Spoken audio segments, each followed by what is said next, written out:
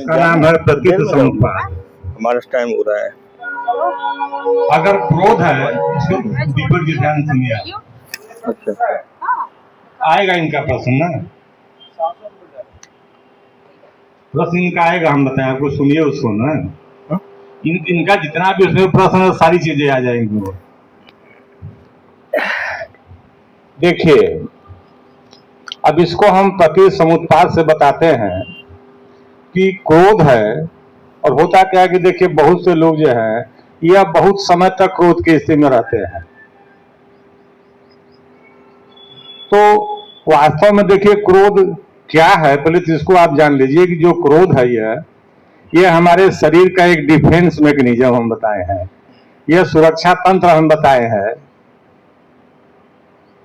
और यह क्रोध आता क्यों है? देखिए इसमें दो स्थितियां होती हैं।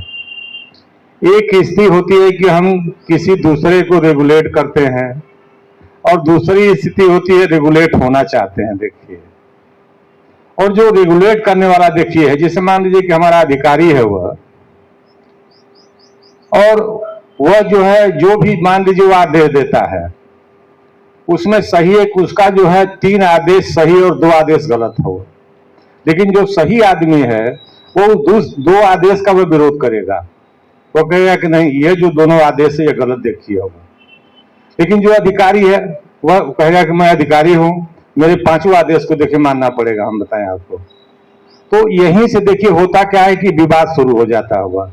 लेकिन जब हम करते क्या है कि उस अधिकारी को हम रियलाइज करा देते हैं कि नहीं सर देखिए ये जो आपने 1, 2, 3 आदेश दिया है तो एकदम सही है हुआ, लेकिन जो 4था और 5वां आदेश है यह गलत सर है। और जानते हैं जब अधिकारी जो है यह रियलाइज कर लेता है कि नहीं वास्तव में यहाँ हम गलत थे, ये जो कहने वाला देखिए सही हम बताए हैं, तो उसकी जो क्रोध की भावना वो भावना फिर क्या हो जाती है, कम हो जाती है। देखिए होता क्या है कि जो आदमी गलती करता है वो अपने गलती को मानने के लिए तैयार ही नहीं रहता। हम बताएं आपको, और जब तक वो नहीं मानेगा वो क्रोध की स्थिति में रहेगा। हम बताएं आपको, बार बार उसके अंदर जानते क्या हो जाएगा, ये एक हैबिट हो जाएगी उसके अंदर। हम बताएं आपको, वह व्यवहार क्या करेगा, अपने बच्चे के साथ करेगा, अपनी पत्नी के साथ, वो हर आदमी से व्यवहार करेगा, क्योंकि वो क्या हो गया, हैबिचुअल देखिए हो गया। हम बताएं आपको, तो हमको हैबिचुअल देखिए नहीं होना है। कैसे नहीं होंगे? क्योंकि देखिए गलती सबसे होती है। अगर आप गलती को रियलाइज कर लिए कि नहीं ये गलती हमसे हुई है, तो फिर वहीं पर आपका क्रोध क्या हो जाएगा, खत्म होना शुरू हो जाएगा। हम बताएं तो आपके अंदर ये टेंडेंसी डेवलप ही नहीं होगी और आप कभी क्रोध की स्थिति में नहीं रहेंगे। जैसे हमको आप देख लीजिए, हम बताएं आपको, चाहे कोई हमको गाली दे दे, हम बताएं कुछ भी हमको क्रोध आएगा ही नहीं, क्योंकि मैं धर्म को जानता हूं। क्योंकि जो आदमी देखिए हमको गाली दे रहा है तो उसकी देखिए 2 ही स्थिति है। एक स्थिति क्या है कि वह देखिए हमको जो है उत्तेजित करना चाहता है, और दूसरी स्थिति क्या है कि उसकी मानसिक स्थिति ठीक नहीं, हम बताएं आपको है, और कोई स्थिति नहीं हो सकती। हम बताएं तो हमको यह पता है कि यह आदमी जो है जिसे इसकी मानसिक स्थिति ठीक नहीं है, तो हमारा जानते हैं नो रिएक्शन। क्योंकि यहां पर हमको समझना देखिए कि प्रतिक्रिया और अनुक्रिया में अंतर क्या है। क्रोध की स्थिति में आदमी हमेशा क्या करता है, प्रतिक्रिया करता है, और जितनी आप प्रतिक्रिया करते हैं क्रोध की भावना क्या है, वो हैबिट का अंग बन जाती है। और जितना ही आपकी क्या है कि यह प्रतिक्रिया जो है ये कम होगी, जब प्रतिक्रिया आपकी किसमें चेंज हो जाएगी, अनुक्रिया में। और आदमी क्या करता है, जिसने कहते हैं क्षमा करने की भावना, तो क्षमा की भावना कैसे आती है? आदमी ये मान लेता है कि भाई देखिए इसकी मानसिक स्थिति ठीक नहीं, हमको गाली दे से क्या हुआ, हमने गाली को नहीं एक्सेप्ट किया, जो होगा वो गाली दे। तो देखिए जो विज्ञान कहता है, हम बताएं कि जो ये हमने बताया कि जो क्रोध है वो क्या डिफेंस मैकेनिज्म है, इसका जो प्रभाव है मात्र 1 मिनट से कम रहना चाहिए। हम बताएं आपको 40-50 सेकेंड तक यदि क्रोध का प्रभाव है तो इसका मतलब क्या है कि आप सही है। लेकिन जानते हैं अगर 1 मिनट के बाद ये बढ़ना शुरू हुआ, 2 मिनट हुआ, 5 मिनट हुआ, 10 मिनट, ये फिर किसमें बदलेगा, टेंशन में, टेंशन से हाइपर टेंशन में, फिर बीपी आएगा, फिर हार्मोन पर जाएंगे। हम बताए फिर लंबी कहानी हो जाएगी, समझ लीजिए इसका जो विज्ञान है। इसलिए देखिए आदमी को गलती सबसे होती है, ये आप मत सोचिए कि हमसे गलती नहीं होगी, गलती सबसे होती है। लेकिन महान वही आदमी जो क्या करता है, अपने गलती को स्वीकार कर लेता है। और जब वो गलती को स्वीकार कर लेता है तो उसके अंदर क्या है, वो गलती करने की आदत ही नहीं आएगी। हम बताया क्रोध करने की आदत ही नहीं आएगी। हम बताए तो आप इससे कुछ संतुष्ट है कि और कुछ आपका प्रश्न है?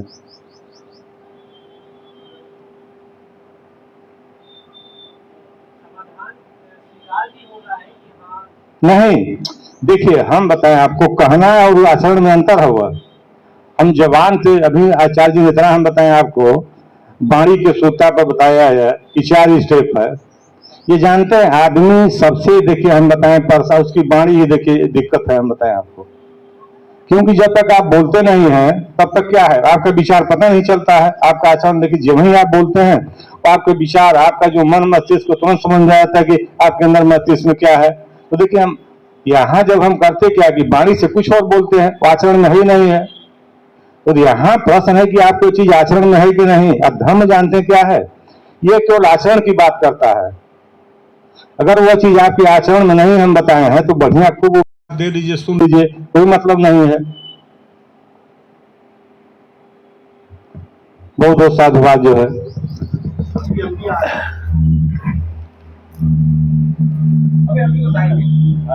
आज हम भी बता देंगे।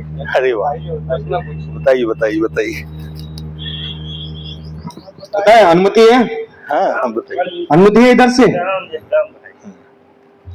अनुमति है कुछ बताने की? हाँ हाँ बताइए। क्यों नहीं, अरे विचार है ये तो। पहले तो हम ये जाने कि साहब का प्रश्न क्या था। साहब का प्रश्न था कि सांसों से हम क्रोध को नियंत्रण कर सकते हैं या विकार नियंत्रण कर सकते हैं। संस्कार, जैसे हमारे अंदर लोभ का संस्कार है, मुझे और चाहिए, नहीं मुझे और कमाना है, ये भी मेरा संस्कार है। लोभ है, क्रोध है, अहंकार है, मेरे अंदर अहंकार मैं एक्सेप्ट नहीं कर सकता, अपनी कमी मैं नहीं महसूस करता। बोल लीजिए उसका समाधान है केवल क्रोध ही नहीं, किसी भी तरह का। मतलब हमारे अंदर विकार हैं, काम, क्रोध, लोभ, मोह, अहंकार, तो उनको क्या सांसों से कंट्रोल किया जा सकता है? यही तो है ना, यही तो है प्रश्न। नहीं देखो, इसको अलग तरीके से बताया जा सकता है, इसको वैसे नहीं बताया जा सकता है। नहीं देखो बताए, हम बताते हैं। एक मिनट सर, हम बताते हैं। दिखाइए हमें। नहीं ऐसा ना, मेरा नियंत्रण में इसलिए बता सकते हैं। आप 1 मिनट में बताना। देखो अभी अनुमति दिए तो खुद ही अनुमति काट दी। 1 मिनट में सेटिस्फाई। सुनिए, हमें लगता है कि नहीं ये मेरा है, मैं इतनी मेहनत से कमाया हूँ, मैं कैसे दे दूँ। देखिए हम बताएं, वो सब चीजें क्यों नहीं दिखती हैं?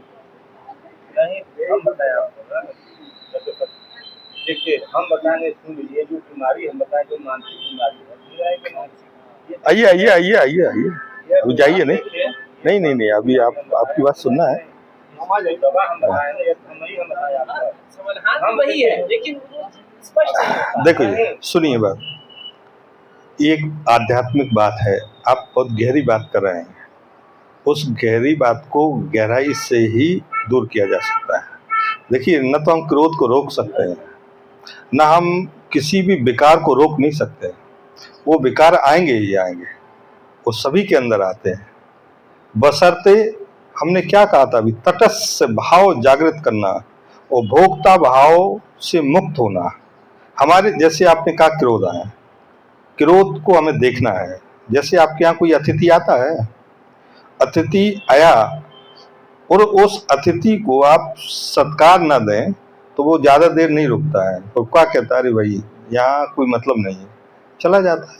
इसी तरीके से आपके अंदर क्रोध आया है, उसको देखिए, तटस्थ भाव से देखिए, सत्य को पे अड़िग रह करके उसको देखिए। बस क्रोध हो, आए हो, अच्छा ठीक है, आइए, आपका स्वागत है।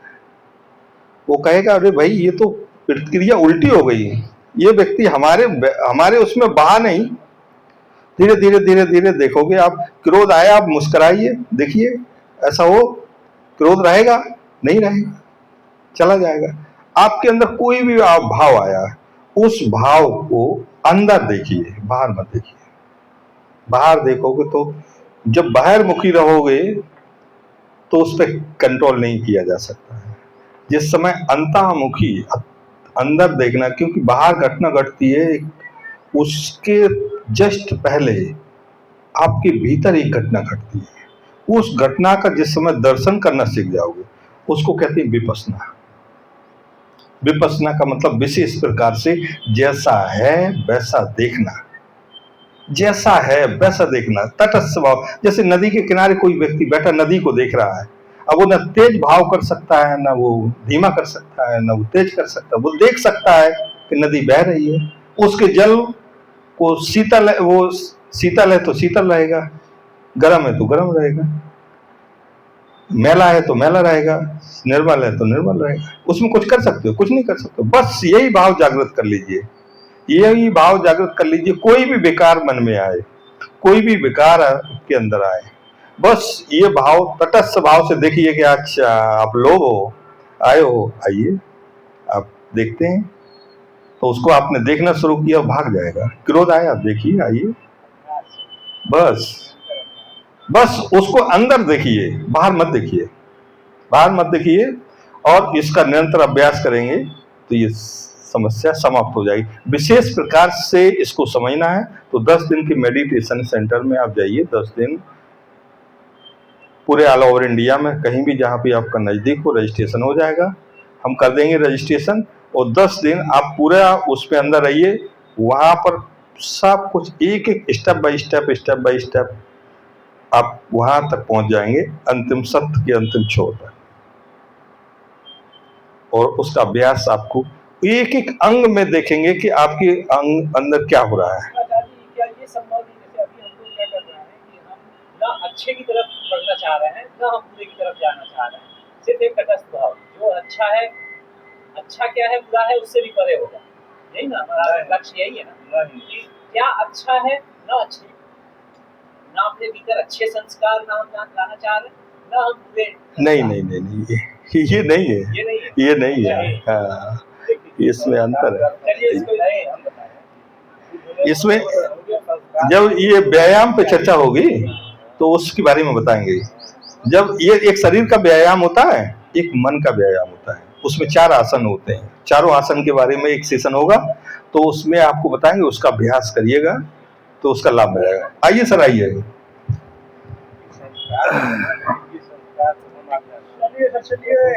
उसका अलग बताएं कि अच्छा ही बताइए आप। नहीं